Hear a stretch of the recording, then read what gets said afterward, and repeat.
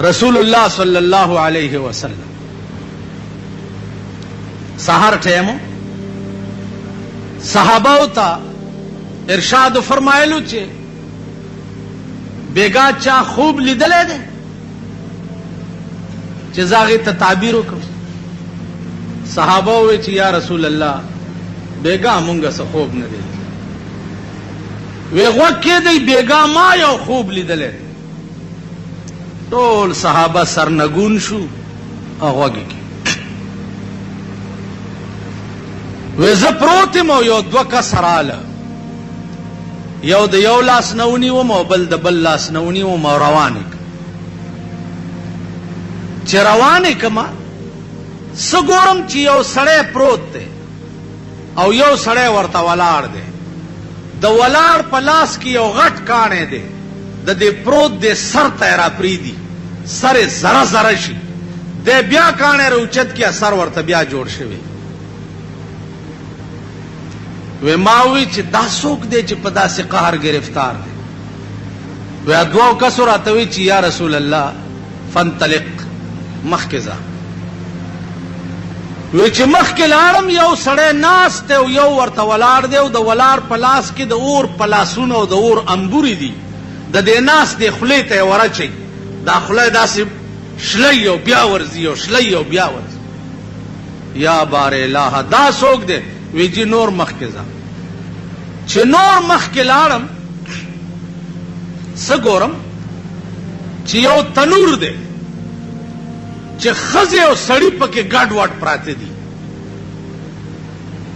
کله لمبې پاس راوړي او کله لاندې وړي کله پاس راوړي کله لاندې. دا څوک دي؟ وی جی نور مخکې ځه. چې نور مخکې لاړم څه ګورم چې یو د وینې او د زوی تلاو دی او یو سړی پکې پروت دی غوپې وایي هر طرف ته چې د وتو اراده وکړي هغه طرف نه کاڼې راشي او دی په دا خوله ولګي او بیا پکې ور وګرځي. دا څوک دی؟ وی جی نور مخکې ځه. وی ما دواړه راونیوه چې تاسو څوک یې او دا سم ما ته وښود. وی یو راته وایي چې انا جبریل زه جبرائیل علیہ السلام وهذا میکائیل او دا حضرت میکائیل علیہ السلام. دا سم چې درته وښود غوږ کېده چې اوس دې پې پوه. یا رسول الله کم سړی چې پروت او سر یې په کاڼي ماتېده او جوړېده دا هغه سړی دی چې په دنیا کې قرآن لسته او عمل به پې نه کول. قرآن به وی تلاوتونه به هم کول ختمونه به هم کول خو چرته به چې په قرآن د عمل ځای راغی دی به بیا پکې نه و. دا سړی چې مړ شي په قبر کې به تر قیامته پورې د سر په دې عذاب گرفتار.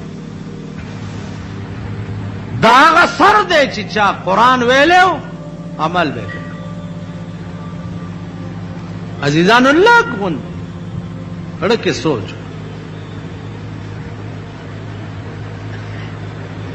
دا آسان غونډه خبره ده په دې تاسو ټول پوهی کلو کې اوسېږي خار کې اوسېږي خپلو کې مسلانجه رااله چلانجه دې رااله تا منډه کړو تانه ته راپورټ دیو ابل سړی منډه کړه تانه ته راپورټ دیو. قرآن مم ویلے دے شیخانم یہی منزگزارم یہی نیکانم یہی اجیانم. د قرآن پا موجودگائی کی چتا رپورٹ پتانا کی د پیرنگی قانون تاوک نوم بمستا سر سر د مرگ نرستو دا مامی لگی. مونگا دا سکڑی چې وان تنازعتم فی شیء فردوه الی الله والرسول. خدای رسول ته دا به ماډو چرته ویلی نه چې راځه چې په شریعت فیصله و. په شریعت فیصله الکه چې وړاندې دی مولا نه تپوس کړي چې غټم کا بیلم کوي غټي نو بیا خو شریعت کې او کوي چې بیلم ما یو داسې چل یو سړی سره کړ 15 جربو زمکو تنازع وه. راغې وی جی جج راته وایي چې په شریعت فیصله وکړه. څنګه چلو که مال ته ماته بیان تیر کړ. چې بیان یې تیر کو ده بیلله مال ولې اوس څه کوې؟ وی که ګټم خو شریعت ورسره کوم کې نینے کو مال بالکل ګټې. ویل تا به خپل وکیل کم مال کمې که نه. بس زه وکیل کړم او شریعت چې جج ما ته راولېږلو ګړز مې ولا ورکو بیلو ده. داسې ټوپونه خو یې ونه وال که نه. جج ته وی ما ته ده ویلي چې ته ګټې ما ځکه دا زمونږ ایمان او دا ګیره په ایمان درته یم چې د دې نامه نه ښکته پورې وه. دا زمونږ حال و. دا قوم به د قیامت په ورځ خو څه کوي؟ قبر کې به سر سره دا معامله کی. قبر سردار کونینو فرمایل چې دا خوله په انبورونو شلیدا او جوړېدا تاسو و یا رسول الله دا هغه سړی دی چې په دې خوله به د په دنیا کې 2 جنګول. د خیر خبره د په دنیا کې چرې نه وه کړې سوا د شر او د فساد د خبره. کار شیطانت. نو د خپلو خولو ته وګورئ چې زمونږ خولې د سهار نه تر ماښامه پورې څه کوي.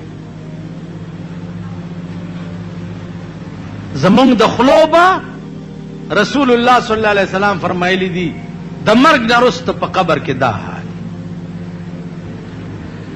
دا ښځې او سړي چې په تنور کې لمبو پاس وړه او راوړه و یا رسول الله دا هغه سړي دي چې خپلې ښځې وي او پردو ښځو پسې به ګرځېده.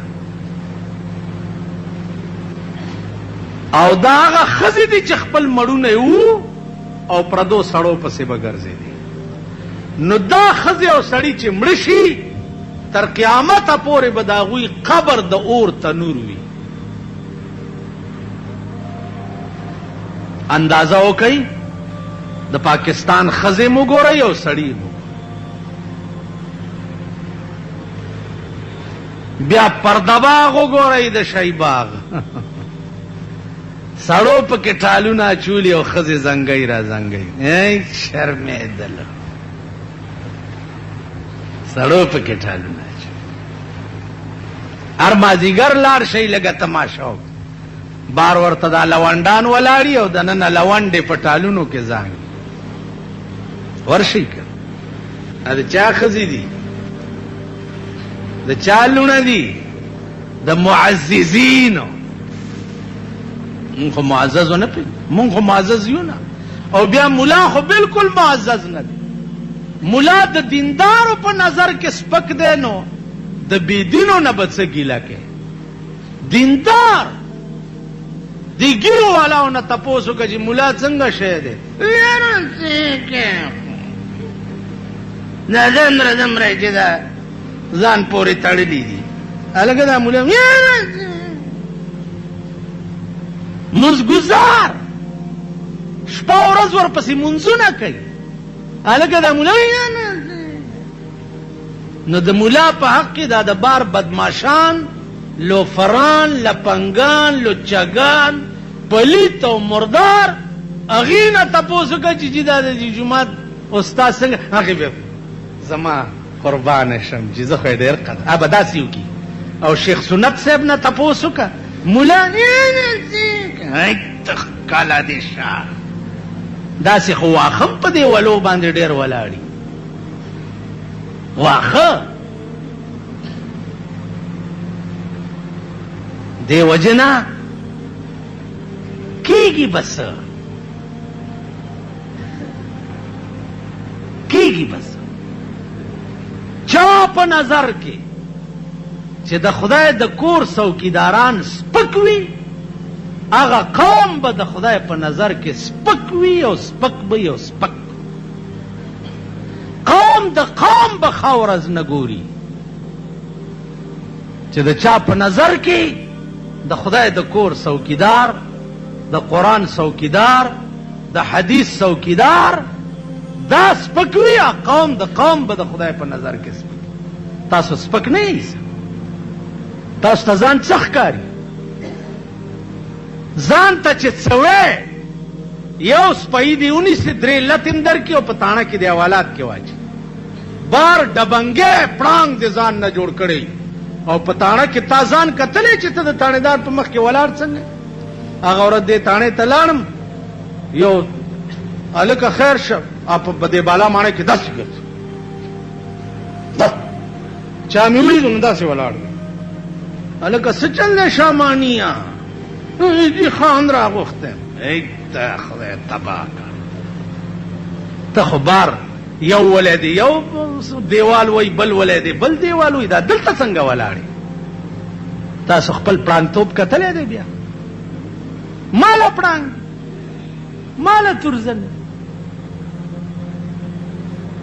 دی وجه نه دی ګریوان کې وګورئ، سپی چې ځان نه دی ښه نه ګڼلی او ته ښه شوې نو زما په دا ګیره د سپي په متیازو کله کوي. سپی په من سپی وګوري او ووایي چې خدایه دا په من سپی ما نه ښه دی، ځکه ده سره به د خپل عمل حساب نه کېږي او ما سره به کېږي. چې سپی د ځان نه ښه نه وګڼلی والله که ته ښه شي نو زمونږ دا خولې